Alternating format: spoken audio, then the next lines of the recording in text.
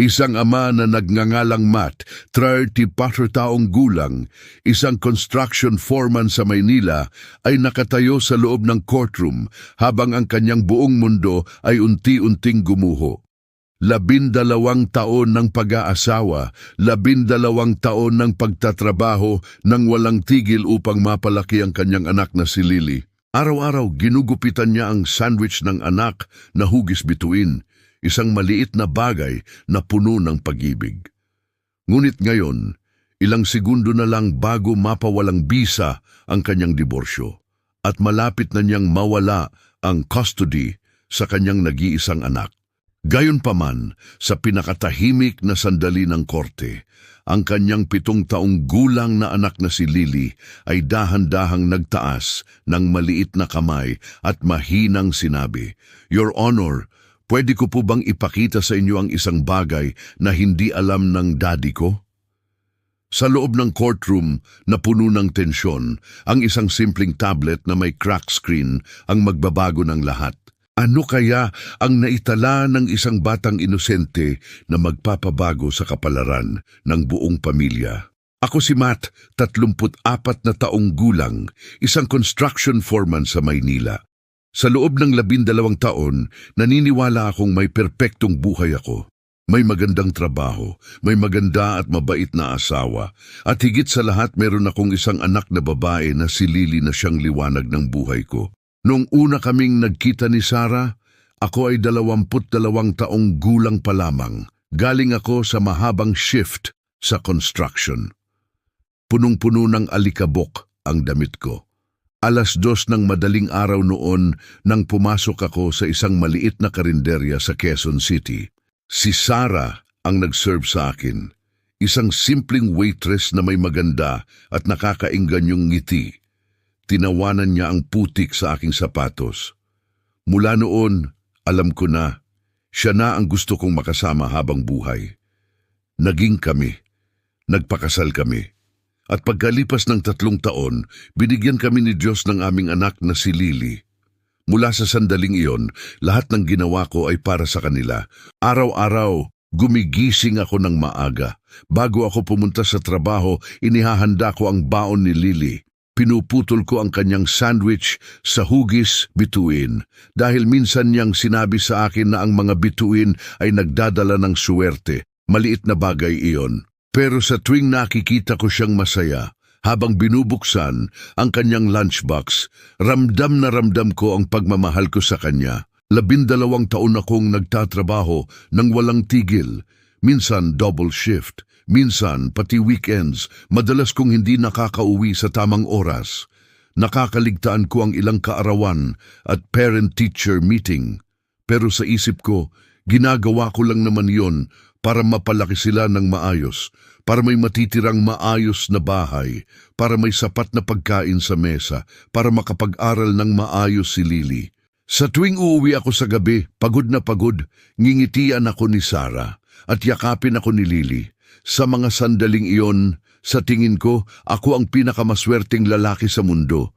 Naniniwala akong mabuti akong asawa. Naniniwala akong mabuting ama ako. Hindi ko alam noon na unti-unti nang nagbabago ang lahat. Ang buhay na akala ko ay matatag at puno ng pag-ibig ay unti-unting gumuho. Ngunit sa kabila ng lahat, hanggang sa huling sandali, patuloy pa rin akong lumaban para sa aking pamilya. Dahil iyon ang alam kong gawin ng isang tunay na ama. Sa una, akala ko ay normal lamang ang lahat. Pero unti-unti, napansin ko ang mga maliliit na pagbabago sa asawa ko na si Sarah. Noon, tuwing uuwi ako mula sa trabaho, siya ang unang tatakbo palapit upang yakapin ako. Ngayon, madalas na siyang abala sa cellphone. Kapag susubukan kong magtanong, sasabihin niyang busy lang siya. Ang mga mensahe ko na dati ay mabilis niyang sinasagot ay nagsimulang magtagal. Minsan maghihintay ako ng ilang oras bago siya mag-reply. At kapag yakapin ko siya, mararamdaman ko ang pag-iwas niya. Parang may biglang distansya sa pagitan naming dalawa. Lalong lumalala nang magsimula siyang sumali sa book club. 2 beses sa isang linggo daw. Sa una, natutuwa pa ako dahil may sarili siyang oras para sa sarili. Pero kalaunan, madalas na siyang umuuwi ng lampas 12:00 ng gabi. At sa tuwing hahalikan ko siya sa pisngi, may amoy na iba sa kanyang katawan. Isang pabango na hindi ko kilala. Hindi sa amin, hindi sa kanya. Isang gabi, hindi ko na napigilan ang sarili ko. Sarah, may problema ba tayo? Tanong ko ng mahina. Bakit parang ang layo mo sa akin? Tiningnan niya ako. May pagod sa kanyang mga mata. Matt, masyado kang paranoid, sagot niya. Ikaw ang laging wala sa bahay. Ikaw ang masyadong nagtatrabaho. Tapos ngayon ako pa ang sisisihin mo. Nasaktan ako sa kanyang mga salita. Pero sa isip ko, baka nga tama siya. Baka kulang ako sa kanya. Kaya nagdesisyon akong magbago. Tinanggap ko ang mas mababang posisyon sa trabaho. Binawasan ko ang mga extra shift. Kahit na nangangahulugan ito ng mas maliit na sweldo kada buwan, tinanggap ko. Gusto kong patunayan sa kanya na handa akong magsakripisyo. Mula noon, ako na ang nagluluto ng hapunan namin. Ako na ang naghuhugas ng damit. Tuwing Sabado, dinala ko si Lily sa luneta para maglaro. Ginawa ko ang lahat para maramdaman nila na nandito ako. Pero kahit anong gawin ko, parang hindi sapat. Si Sarah ay nanatiling malamig. Ang kanyang mga ngiti ay pilit. Ang kanyang mga yakap ay maikli. At sa tuwing titingnan ko siya sa gabi habang natutulog, may parte sa puso ko na bumubulong. May mali. May isang bagay na unti-unting nawawala sa aming pamilya. Hindi ko alam noon na ang maliliit na pagbabagong iyon ay magiging simula ng isang malaking unos sa buhay namin. Ngunit bilang isang ama at asawa, patuloy pa rin akong umasa. Umasa na balang araw, babalik ang lahat sa dati. Babalik ang init ng tahanan namin. Isang gabi, habang tahimik ang buong bahay, bigla akong tinawag ni Sarah. Nakaupo kami sa lumang sofa sa sala. Ang parehong sofa kung saan natutong lumakad si Lily noong siya ay isa pa lamang taong gulang. Dito rin namin siya unang nakitang tumayo ng mag-isa at dito rin namin siya palaging yakapin tuwing gabi. Matt, kailangan nating mag-usap, sabi niya ng mahina. May kung anong seryoso sa boses niya. Umupo ako sa tabi niya. Hinawakan ko ang kanyang kamay pero mabilis niyang binawi ito. Sa mga mata niya walang init. Parang estranghero na ang nakaupo sa harapan ko. Matt, gusto ko na ng diborsyo. 3 salita lang iyon. Pero parang binuhusan ako ng malamig na tubig sa buong katawan. Hindi ako makapaniwala. Tinitigan ko siya, naghihintay na sabihin niyang biro lang yon. Pero no, seryoso ang kanyang mukha. Hindi na ako masaya, dagdag niya. Matagal na, pakiramdam ko wala na tayong patutunguhan. Sarah, bakit bigla na lang ganito? Tanong ko habang sumasakit ang dibdib ko. May nagawa ba akong mali? May problema ba tayo na hindi ko napansin? Tiningnan niya ako ng diretsyo sa mga mata. Wala nang iba, walang ibang lalaki. Gusto ko lang talaga ng bagong simula. Naniwala ako sa kanya. Sa kabila ng sakit at gulat, naniwala pa rin ako. 12 taon naming pagsasama. Sa tingin ko, hindi niya ako magsisinungaling sa ganitong bagay. Mula sa gabing yon, nagsimulang magbago ang lahat. Naging malamig at tahimik ang bahay. Si Lily, kahit bata pa, ramdam na ramdam niya ang tensyon. Madalas na siyang tumatahimik at tinitingnan lang kami. Hindi nagtagal, nagsimula na ang usapan tungkol sa diborsyo. Si Sarah ay nag-hire ng isang magaling na abogado. Isang matalinong babae na kilala sa Makati. Mahusay, magsalita, matalas at handang lumaban. Ako naman, wala akong sapat na pera para sa magaling na abogado. Ang tanging nakayanan ko ay ang isang pampublikong defender na si Attorney Dave, isang matandang abogado na mukhang pagod na sa buhay. Sa unang pagkikita namin sa korte, naramdaman ko na agad ang hirap. Ang abogado ni Sarah ay magaling magsalita. Ako, nahihirapan pang ipaliwanag ang sarili ko, parang biglang naging labanang hindi patas. Sa tuwing uuwi ako sa bahay, tinitingnan ko ang mga larawan namin ni Sarah at Lily na nakasabit sa dingding. Tanong ko sa sarili ko ng paulit-ulit, paano tayo nakarating dito? Saan nagkulang ang lahat ng pagmamahal ko? Kahit masakit, patuloy pa rin akong umasa. Umaasa na baka balang araw, magbabago ang isip niya.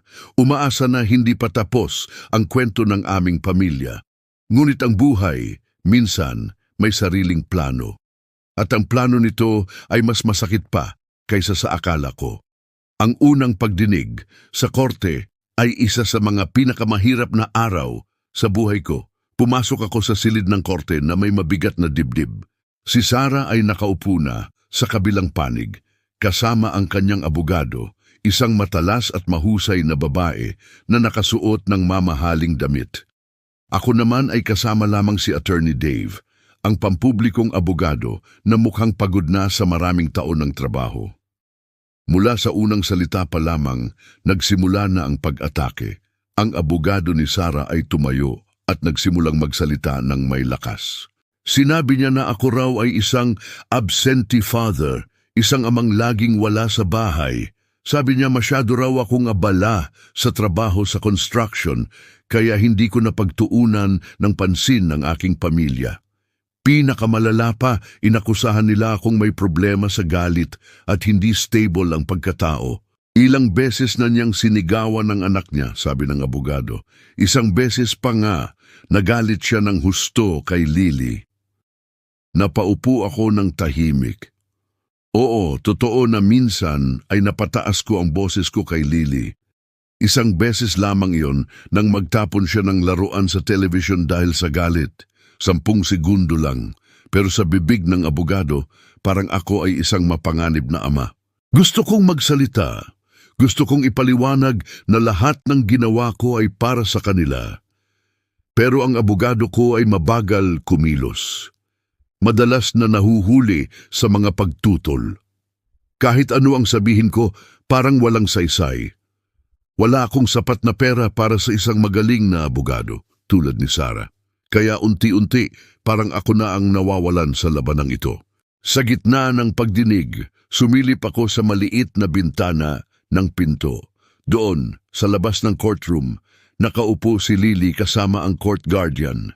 Hawak niya ang isang coloring book pero madalas siyang tumingin sa direksyon ko. Sa kanyang maliliit na mata, may kung anong gustong sabihin. Parang may mensahe siyang sinusubukang ipadala sa akin. Parang may lihim na ayaw niyang sabihin sa harap ng lahat. Sa mga sandaling yon, sumikip ang dibdib ko. Ang anak ko, ang maliit kong prinsesa, nakikita niya ang lahat ng ito. At wala akong magawa para maprotektahan siya mula sa sakit na ito. Lumabas ako sa korte noong araw na iyon na parang buong mundo ko ay bigat na bigat. Habang naglalakad patungo sa sasakyan, paulit-ulit kong iniisip, paano nila nagawa ito sa akin? Paano nila nagawang masama ang isang ama na handang magsakripisyo para sa anak niya? Ngunit kahit masakit, patuloy pa rin akong lumaban, hindi para sa sarili ko, kundi para kay Lily, dahil siya ang lahat sa akin. Ang araw na iyon ay isa sa mga pinakamahirap na araw sa buhay ko. Pagkatapos ng mahabang pagdinig, bumaba ang desisyon ng huwes. Pinagkalooban niya si Sarah ng pansamantalang custody sa aming anak na si Lily. Ako? Pinayagan lamang akong makita si Lily ng 2 oras kada linggo. At higit sa lahat, kailangan itong may supervision, may kasamang tagapag-alaga mula sa korte. Nang marinig ko ang desisyon, parang tumigil ang mundo ko. Hindi ako makapaniwala. 12 taon akong naging ama ni Lily. At ngayon, kailangan ko pang humingi ng permiso para makasama siya. Umuwi akong mag-isa sa aming bahay. Tahimik, madilim. Walang ingay ng maliliit na paa na tumatakbo palapit sa akin. Walang daddy na masiglang boses. Ang bahay na puno ng alaala ay biglang naging malamig at malungkot. Pumasok ako sa kwarto ni Lily. Kalahati na ng mga gamit niya ang nakuha ni Sarah. Ang maliit na kama niya ay mukhang walang buhay. Sa isang sulok, nakasalansan ang mga stuffed toys niya at doon ko nakita ang paborito niyang teddy bear, Ang kayumangging bear na kasama niya mula noong 2 taong gulang pa lamang siya. Hinawakan ko ang bear. Yakapin ko ito ng mahigpit. Ramdam ko pa ang amoy ng anak ko sa tela nito. Sa mga sandaling yon, biglang bumigay ang lahat ng lakas ko. Sa unang pagkakataon mula nang magsimula ang lahat ng ito, umiyak ako. Hindi lang simpleng luha. Ito ay iyak na matagal ko nang pinipigilan. Iyak na galing sa kaibuturan ng puso ko. Yakap na yakap ko ang teddy bear ni Lily habang umuupo ako sa sahig ng kanyang kwarto. Lily, anak ko, bulong ko sa gitna ng hagulgol. Paano ko ba kayang mabuhay nang wala ka? Sa loob ng maraming taon, naniniwala akong kaya kong protektahan siya. Ngayon, pakiramdam ko ay nabigo ako sa kanya. Nabigo ang aming pamilya. Mula sa araw na iyon, naging madilim ang buhay ko. Araw-araw, binibilang ko ang oras hanggang sa susunod na pagkikita namin ni Lily. Tuwing gabi, tinitingnan ko ang mga larawan namin. Paulit-ulit kong iniisip kung saan ako nagkulang, kung bakit kami narating sa ganito. Pero kahit nasa pinakailalim ako ng lungkot, may isang bagay na hindi ko kailanman binitawan, ang pag-asa. Ang pag-asa na balang araw, makikita ko ulit si Lily ng matagal. Makakayakap ko siya ng walang limitasyon sa oras at mababawi ko ang karapatang maging ama niya. Si Lily ang dahilan kung bakit ako lumalaban. Siya ang lakas ko. Kahit masakit ang bawat araw, patuloy akong huminga para sa kanya. Sa isa sa mga oras na pinayagan akong makita si Lily, napansin ko agad na may kakaiba sa kanya. Hindi na siya ang masigla at maingay na batang kilala ko. Ngayon, tahimik siyang nakaupo sa sahig at nagdodrawing. Nang lumapit ako at umupo sa tabi niya, sandali niyang isinandal ang ulo sa braso ko. Walang salita, parang may mabigat na dinadala ang maliit kong anak. Bug, okay ka lang ba? Tanong ko ng mahina. Tumango siya. Pero ang kanyang mga mata ay hindi makatingin sa akin at doon ko napansin ang sugat sa kanyang pulso, isang pasa na kulay lila-berde, parang bagong nakagaling pa lamang. Lily, ano ito sa braso mo? Tanong ko habang sinusubukang pigilan ng kaba sa boses ko. Mabilis niyang hinila pababa ang manggas ng damit niya. Nahulog lang po ako, Daddy, sagot niya ng mahina. Huwag po kayong mag-alala. Alam ko agad na nagsisinungaling siya. Si Lily ay hindi marunong magsinungaling noon. Ngayon, parang may takot sa kanyang boses. Parang may bagay na hindi niya gustong sabihin. Pagkatapos ng pagkikita, diretso akong tumawag sa abogado ko. Sinabi ko ang lahat tungkol sa pasa. Nag-report din ako sa Child Protective Services. Dumating sila sa apartment ko, nagtanong, at nangako na imbestigahan nila ito. Pero pagkalipas ng ilang linggo, sinara nila ang kaso. Walang sapat na ebidensya daw. Mula noon, hindi na ako mapakali. Gabi-gabi, iniisip ko ang lahat ng nangyari sa nakaraang taon.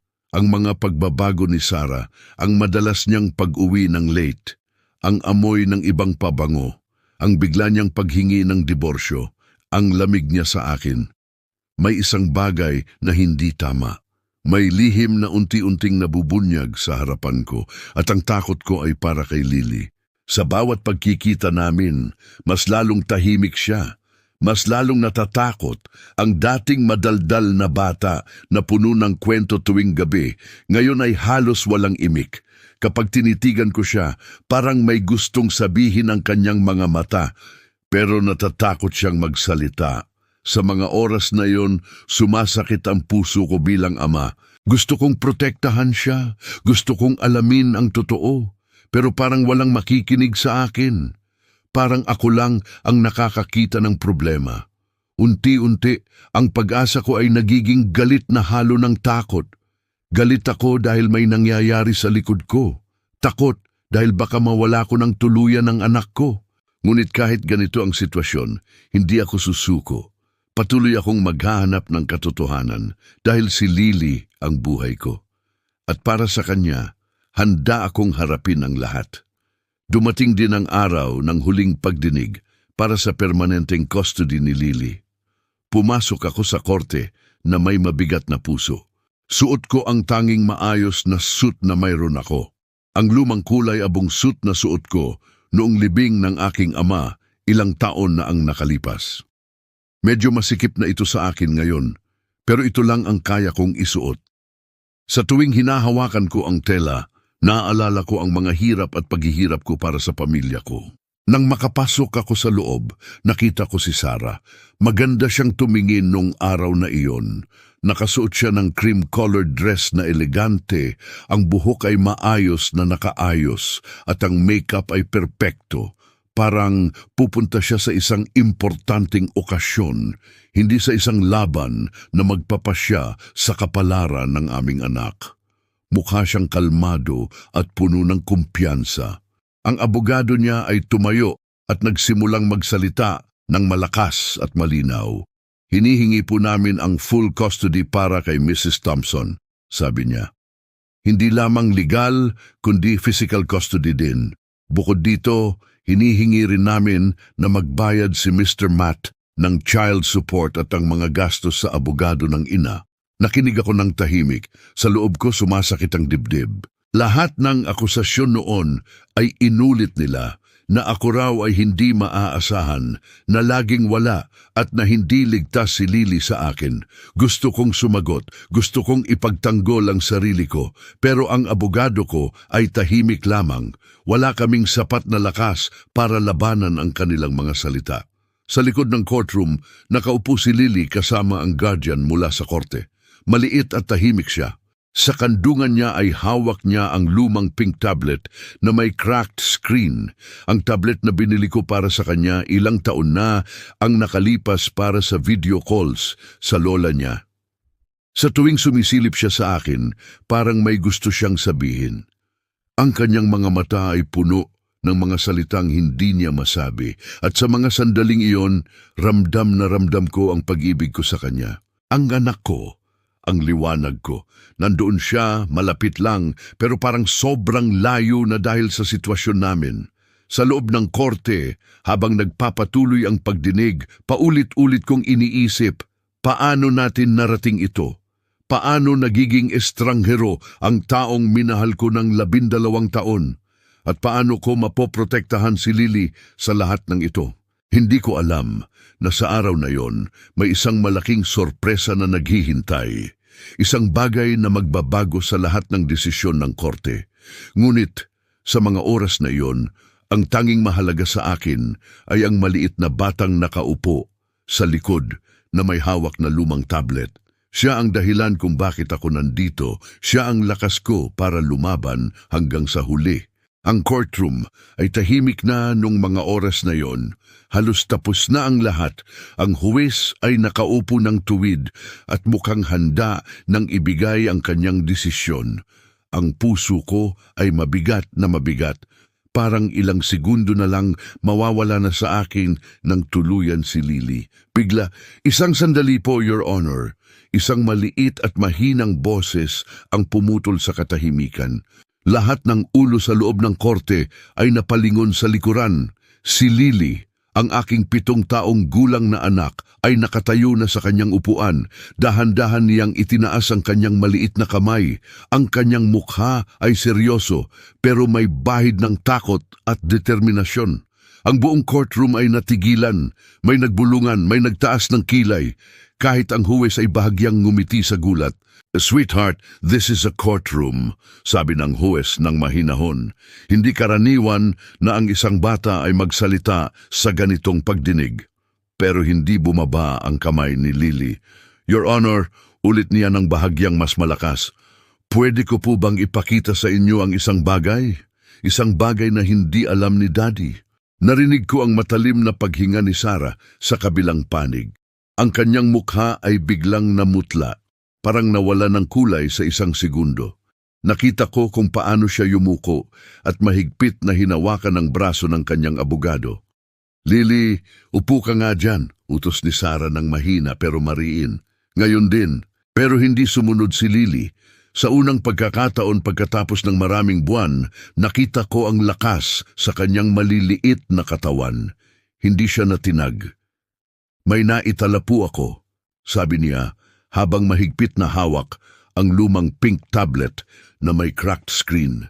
Hindi ko po sinasadya pero importante parati, kailangan niyo pong makita.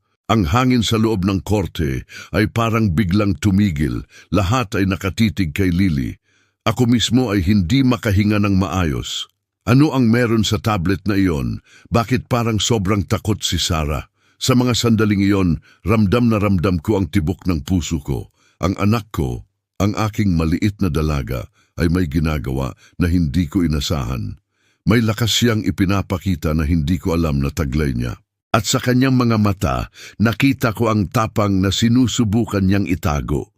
Hindi ko alam noon na ang simpleng kilos na pagtaas ng kamay na iyon ay magbabago sa lahat. Magbabago sa aming buhay. Magbabago ang desisyon ng korte. At magpapakita ng katotohanang matagal nang nakatago. Ang buong courtroom ay tahimik ng utusan ng huwes na i-play ang video sa malaking screen. Walang nagsasalita. Lahat ay nakatitig. Si Lily ay nakaupo na sa tabi ko. Mahigpit kong hinahawakan ang kanyang maliit na kamay. Ang lumang pink tablet na may cracked screen ay inilagay sa monitor para makita ng lahat. Nagsimula ang video. Madilim ang lugar. Mukhang naiwan lang ni Lily na nakarecord ang tablet sa kanyang kwarto. Pero malinaw na malinaw ang boses. Naririnig ang boses ni Sarah, malamig at mariin. Lily, tandaan mo ang sinabi natin. Sabihin mo na natatakot ka kay Daddy. Nagsisimangot siya na itinulak niya ako.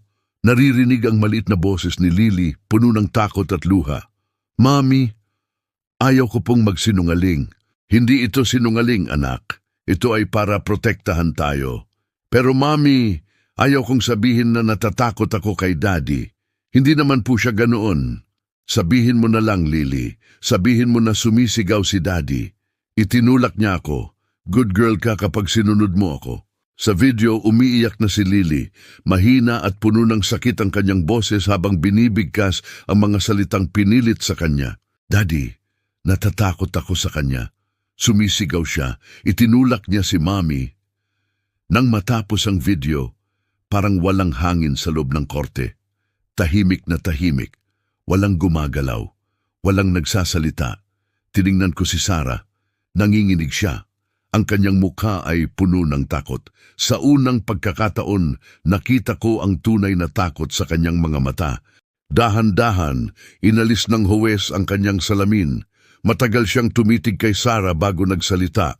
Ang boses niya ay puno ng galit at disappointment. Mrs. Thompson, mayroon ka bang paliwanag kung bakit hindi ko dapat ikulong ka ngayon din dahil sa ginawa mo? Umiiyak na si Sarah. Hindi na ang dating malamig na luha. Totoong iyak na ito. He was going to take her away from me, sabi niya sa gitna ng hagulgol. Natatakot akong mawala si Lily sa akin. Napaupo ako, parang binuhusan ng yelo ang buong katawan ko. Ang babaeng minahal ko ng 12 taon ay nagawa palang sanayin ng aming anak na magsinungaling laban sa akin. Sa mga sandaling iyon, sumikip ang dibdib ko, hindi dahil sa galit, kundi dahil sa sakit na malalim. Sakit na naging ama at sakit na nakita kong ginamit ang aming anak sa ganitong paraan.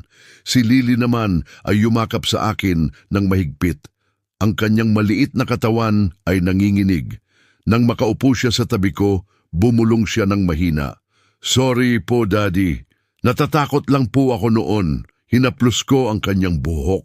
Sa kabila ng lahat ng sakit, may init na unti-unting bumalik sa puso ko.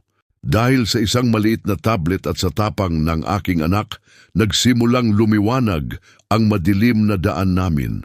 Sa wakas, dumating ang desisyon na matagal naming hinihintay. Hindi na nagtagal ang huwes. Walang mahabang deliberation. Diretso niyang ibinigay ang desisyon, full legal and physical custody, kay Mr. Matt Thompson. Sa mga sandaling iyon parang nabunutan ng tinik ang aking dibdib. Sa wakas, makakasama ko na ng tuluyan si Lily. Hindi pa nakakababa ang huwes sa kanyang upuan nang biglang tumakbo si Lily palapit sa akin. Lumampas siya sa kanyang ina, sa mga abogado at sa lahat ng tao sa korte. Diretso siyang tumakbo sa mga bisig ko. Mahigpit kong niyakap siya. Ang kanyang maliit na katawan ay nanginginig, pero sa wakas, ligtas na siya. Lily! Bulong ko habang hinahaplos ang kanyang buhok. Yumakap siya ng mas mahigpit at bumulong sa akin. Daddy, sorry po sa lahat. Natatakot lang po ako noon. Tiningnan niya ako sa mga mata. May luha sa kanyang pisngi nang magsalita siyang muli. Mami po ang nagsabi sa akin na hindi ka raw po ang tunay kong ama. Sinabi niya po na may ibang tatay ako. Ginawa niya po iyon para magalit ako sa inyo. Napaigtad ako sa narinig, pero bago ko pa makapag-react, patuloy si Lily. Ang kanyang maliit na boses ay puno ng lakas at pagmamahal. Pero alam ko po ang totoo, Daddy. Kahit hindi ka raw po ang nag-anak sa akin, ikaw po ang tunay kong ama. Ikaw po ang laging nandito. Ikaw po ang gumugupit ng sandwich ko ng hugis bituin tuwing umaga. Ikaw po ang pumupunta sa school place ko kahit sabihin ni Mami na huwag ka nang pumunta. Ikaw po ang nagstay, hindi ang nagbigay lang ng buhay, kundi ang nanatili at nagmamahal araw-araw. Sa loob ng courtroom, maraming naluluha, kahit ang matigas na abogado ni Sarah ay tahimik na lamang. Ang aking dating asawa ay nakaupo na mag-isa, mukhang nawawala at puno ng panghihinayang. Sa araw na iyon, nanalo ako. Hindi dahil sa galit o paghihiganti, kundi dahil sa katapangan ng aking anak at sa katotohanang hindi na maitago.